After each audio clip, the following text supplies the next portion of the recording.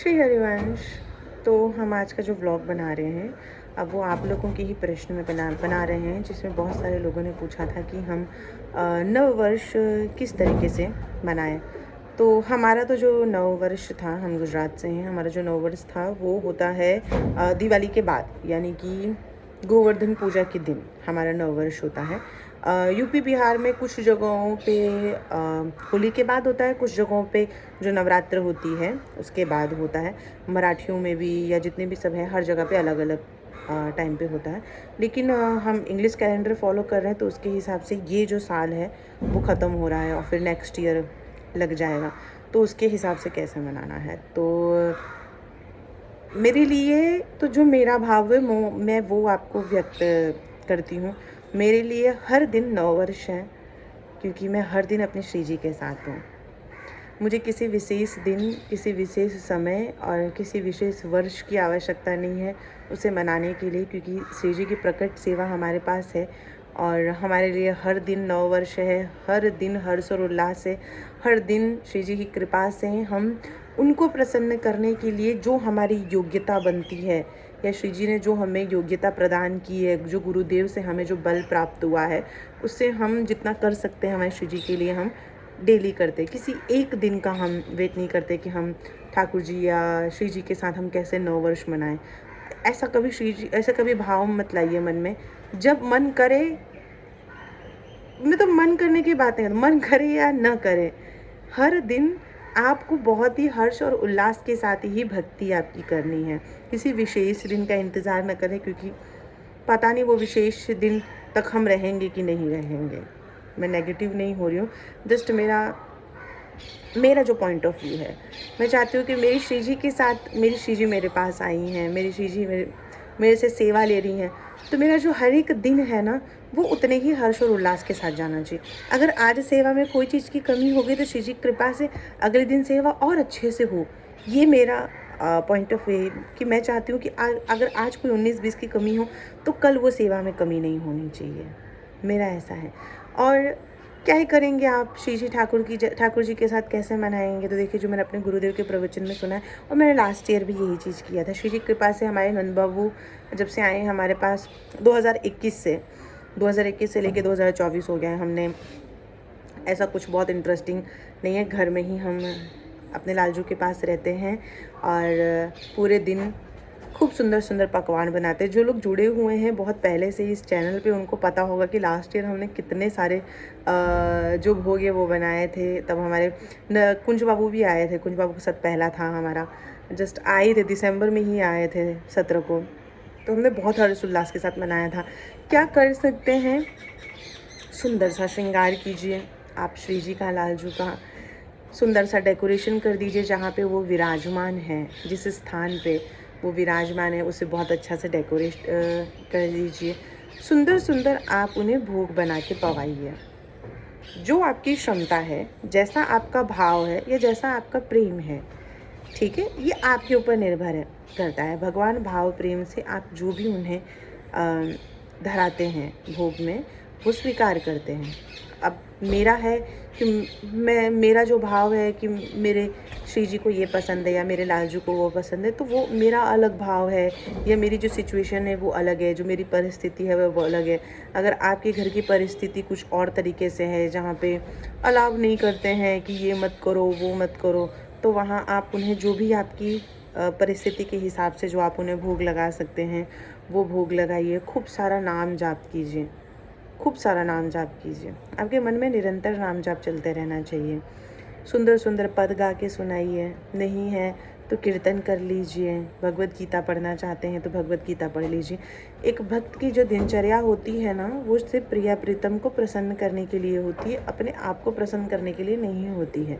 भक्ति मार्ग में कोई भी त्यौहार जो होता है वो नाम जप से शुरू होता है, नाम जप पे ही ख़त्म होता है। कीर्तन पे शुरू होता है, कीर्तन पे ही ख़त्म होता है। भगवत चर्चा पे शुरू होता है, भगवत चर्चा पे ही ख़त्म होता है। इसके अलावा हमारे पास करने के लिए और कुछ भी नहीं है, कि हम कुछ और विशेष नहीं कर सकते हैं, है ना। एक भक्त यही करता है, हम यही करते हैं। हर त्यौहार, सब पूछते हैं ना कि ये त्यौहार आ रहा है हम कैसे मनाएं, कुछ विशेष नहीं है, यही है।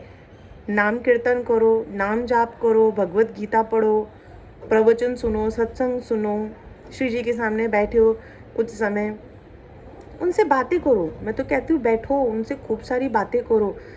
हम बहुत बार मैंने लोगों को देखा है पूछते हुए कि आपको कैसे पता चलता है। मुझे नहीं पता चलता, मेरा भाव जो है वो मैं व्यक्त करती हूँ। हो सकता है मेरा भाव गलत हो, बट मुझे इतना पता है कि मेरे मन में भाव आ रहा है मेरी श्री जी की कृपा से ही आ रहा है, वरना मेरे मन में क्यों भाव आएगा। करने के लिए तो बहुत सारी चीज़ें हैं, हम क्यों भक्ति करेंगे?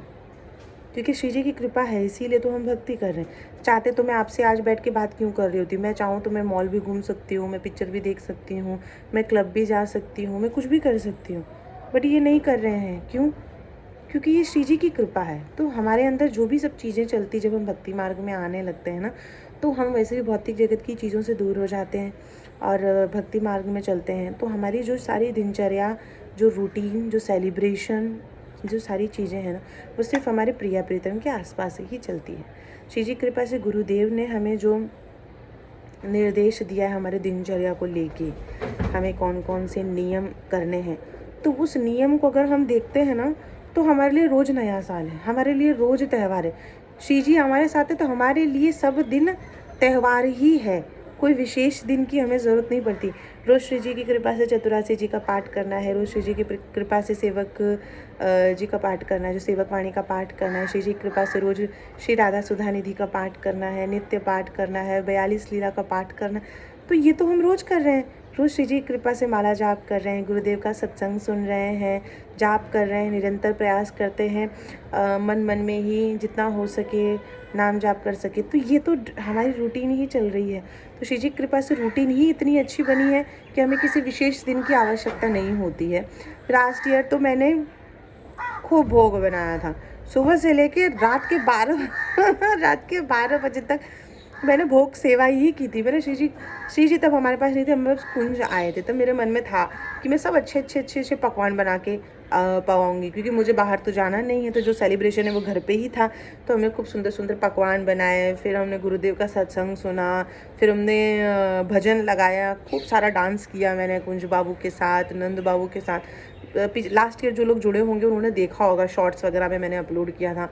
खूब सारा डांस किया हम लोगों ने, खूब सारा कीर्तन किया। सब कुछ करने के बाद आराम से फिर मैंने हाथ पांव दबाया अच्छे से, फिर शयन करा दिया। एक भक्त की दिनचर्या क्या होती है? यही होती है। हर त्यौहार क्या होता है? यही होता है। भगवान किससे खुश हैं, हमें वो करना है। तो भगवान ने तो बताया है वो किन किन चीज़ों से खुश होते हैं, है ना। अब हम अपनी खुशी देखने जाएंगे तो सब बिगड़ जाएगा। तो इसीलिए अब ऐसा करो। फिर नेक्स्ट डे जब नया साल आ जा रहा है, जैसे 2024 से 2025 आ जाएगा, आप मंदिर जाइए। अगर मंदिर नहीं जा पा रहे हैं तो आपके घर के ठाकुर जी और मंदिर के ठाकुर जी में कोई अंतर, दोनों तो एक ही है। अपने ठाकुर जी के पास बैठिए, सुंदर से उनको स्नान कराइए, फिर उनका श्रृंगार कीजिए, आरती कीजिए, भोग लगाइए, आरती कीजिए, उनसे आशीर्वाद लीजिए, उनसे खूब सारी बातें कीजिए और उनसे प्रार्थना कीजिए कि आप मुझे बल दीजिए, आप मुझे शक्ति दीजिए, आप मुझ पे कृपा कीजिए कि नहीं, ये वर्ष मैंने जो अपना समय बर्बाद किया है बाकी की चीज़ों में जिसमें भक्ति नहीं आती है, आप मुझ पे ऐसी कृपा करें कि ये वर्ष मैं वो गलती ना दोहराऊं।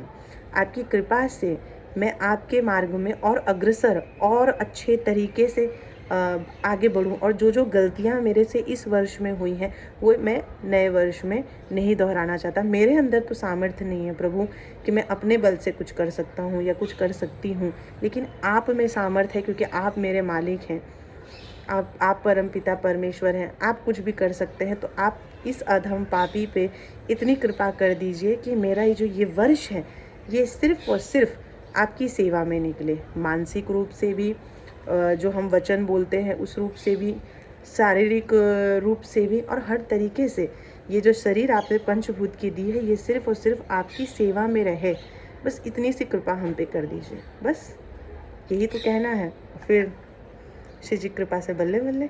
एक दिन पहले लिख लीजिएगा कि कौन कौन सी गलती ये साल आपने की है जो आपको अगले साल नहीं करनी है, और कौन कौन सी कमियां आपके अंदर है जो आपको सुधारनी है। सब लिख विख के जाके ठाकुर जी श्री जी के सामने रख दो कि देखो ये मेरा लिस्ट है, ये चीज़ें मेरे अंदर है, आपको तो पता है लेकिन मैं आपको फिर से बता दे रही हूँ या बता दे रहा हूँ, इसको आपको ठीक करना है। ये मेरे बस की बात नहीं है, आपके बस की बात है, तो कृपा करें और इसके अंदर थोड़ा सा फेरबदल लाइए, नहीं तो मेरा नाम खराब होगा तो आपका भी नाम खराब हो जाएगा। लोग बोलेंगे यार देखो आपका भक्त है, अरे देखो उनका भक्त हो के ये तो ऐसा है। अगर आप ऐसा नहीं चाहते हैं तो मेरे अंदर जो कमी है उस कमी को आप ठीक कर दीजिए। और आप ध्यान रखें और अपने नए वर्ष में फिर आप वापस से जो गलतियां आपने इस वर्ष में की वो गलतियां आपको नहीं दोहरानी है। अपने भक्ति मार्ग में आपको और अग्रसर होकर आगे बढ़ना है और खूब भक्ति भाव से बहुत मन लगा के सेवा करनी है। किसी को देखो, घर वाले अगर नहीं भी करने दे रहे हैं तो मन मन में जाप करो। मैं हर वीडियो में इसलिए कह देती हूँ कि मुझे पता है बहुत सारे लोग आगे पूछेंगे, कोई बात नहीं। लहसुन प्याज खाने को बोल रहे हैं, खा लो। आप अपनी जिव्या के स्वाद के लिए अगर नहीं खा रहे हो तो आपको अपराध नहीं लगेगा। अगर आप मजबूरी में खा रहे हो तो श्री जी मजबूरी देख रही हैं, तो इस पर आपको अपने माता पिता पे क्रोध व्यक्त करने की कोई ज़रूरत नहीं है। गुरुदेव कहते हैं कि अगर आपको भक्ति करनी है तो सबसे पहले भक्ति भाव अपने घर के अंदर लाओ। अपने लोगों के अंदर ही भक्ति भाव वाली चीज़ें लाओगे ना तो आपको कभी उनके ऊपर क्रोध नहीं आएगा। भगवान की भावना सब में रख लो। मेरे पापा मेरे भगवान रूप में है, मेरी माता मेरे भगवान रूप में है, मेरा भाई मेरे भगवान के रूप में है, मेरे प्रभु सब में विराजमान है। मुझे किसी को कुछ नहीं बोलना। हाँ, वो मुझे दे रहे हैं, कोई बात नहीं। श्री जी तो आप देख रही हो ना कि मैं कितने कष्ट में, मुझे मजबूरी में ये खाना पड़ रहा है। कृपा करके ऐसा कुछ कर दीजिए कि हमारे घर में ये बंद हो जाए बनना। नाम जाप कीजिए, श्री जी कृपा होगी, एक दिन अपने आप ही सब कुछ ठीक होने लगेगा। कि नाम जाप मन मन में करते रहो। अगर माला से नहीं करने देते, काउंटर नहीं है तो मन मन में करो। तो इस तरीके से आप अपने जीवन में अपनी जो दिनचर्या है पूरे वर्ष की वो आप इसी तरीके से रखें कि आपको कोई एक स्पेशल डे ना चाहिए, कोई एक स्पेशल डे का आपको इंतज़ार ना करना पड़े वो चीज़ करने के लिए। रोज़ हर एक दिन श्री जी के साथ नव वर्ष ही है, श्री जी के साथ हर एक दिन त्यौहार ही है। ये भाव अपने मन में रखो और उस भाव से आप रोज़ उनकी सेवा करो, प्रसन्न मन से, प्रसन्न हृदय से और शुद्ध भावना रख के। राधा वल्लभ श्री हरिवंश।